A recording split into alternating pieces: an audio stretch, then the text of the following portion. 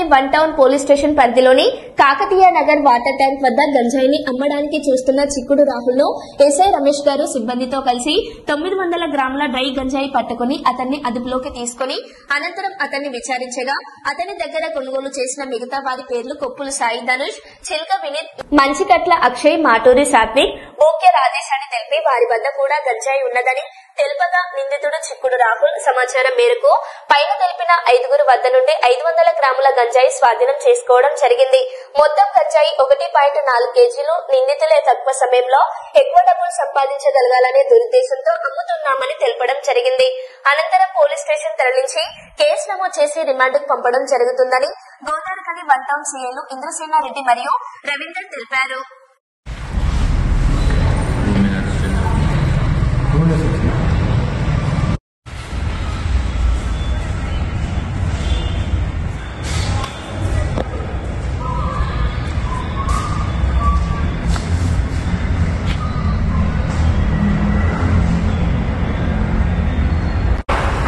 గాంజా సరఫరా చేస్తున్నారు. గోదావరిలో యూత్కు తర్వాత మిగతా వారికి సరఫరా చేస్తున్నారు. ఇది పైన లేని ఏరియా, అదేవిధంగా విభిన్న ఏరియాకి సరఫరా చేస్తున్నారు.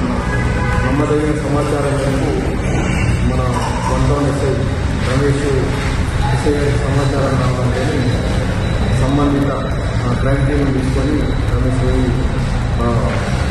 చిక్కుడు రాహుల్ అనే వ్యక్తిని పట్టుకున్నాడు. అతను పట్టుకుంటే అతని దగ్గర గాంజా బయట నుంచి తెచ్చి ఇక్కడ మహారాష్ట్ర, కొచ్చిరోలి, అదేవిధంగా బల్లార్ష నుంచి గాంజా తీసుకొచ్చి ఇక్కడ మన దగ్గర వేరే వారికి అమ్ముతున్నారన్న సమాచారం మేరకు అతను పట్టుకోవడం జరిగింది.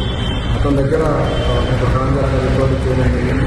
అదేవిధంగా అతనిలో మిగతా కొప్పుల సాయి ధనుష్, చిల్క వినీత్, మంచిగట్ల అక్షయ్, మాటూరి సాత్విక్, బోక్య రాజేష్ అనే వీళ్ళందరూ కూడా ఒక టీంలాగా ఏర్పడి మహారాష్ట్రకి గాంజా తీసుకొస్తున్నారన్న సమాచారం వరకు వీళ్ళందరినీ పట్టుకోవడం జరిగింది. వీళ్ళ దగ్గర మొత్తం 1 కిలో 400 గ్రాముల గాంజా పట్టుకోవడం. వీరు తీసుకొచ్చి గతంలో కూడా కొంతమంది కలుగుతుంది పిల్లలకు అలవాటు చేసి గాంజా తాగే విధంగా ప్రోత్సహిస్తున్నారని తెలిసింది. వారిని కూడా వీళ్ళ ద్వారా ఎవరైతే గాంజా కొని కన్జ్యూమ్ చేస్తున్నారో వాళ్ళందరినీ కూడా పట్టుకోవడం జరుగుతుంది. టెక్నికల్గా వాళ్ళని పట్టుకొని చేయడం జరుగుతుంది. చట్ట ప్రకారం వాళ్ళందరినీ చర్యలు తీసుకోవడం జరుగుతుంది. ఈ కేసులో గౌరవ సిఐ గారు సిఐ గారు ఇన్వెస్టిగేషన్. అదేవిధంగా వీళ్ళ ఎవరైతే మన ఏరియాలో గాంజా తాగడం కానీ గాంజా తెచ్చి అమ్మడం కానీ గాంజాకు ఏ విధమైన అలవాటు పడ్డా దానికి తెచ్చిన ఏ విధంగా దాంతో సంబంధాలు కలిగి ఉన్నా కూడా ఖచ్చితంగా వారిపైన చర్యలు తీసుకోవడం జరుగుతుంది. కఠినమైన చర్యలు తీసుకోవడం జరుగుతుందని ఈ సందర్భంగా తెలియజేస్తుంది. దీనికి సంబంధించి గాంజాకు సంబంధించి ఎలాంటి సమాచారం ఉన్నా కూడా పోలీసుకు సమాచారం ఇవ్వాలని మీ ఏరియాలో కానీ మీరు ఎక్కడైనా ఇట్లాంటి గాంజాకు సంబంధించిన విషయాన్ని తెలపాలని ఈ సందర్భంగా తెలియజేస్తాం.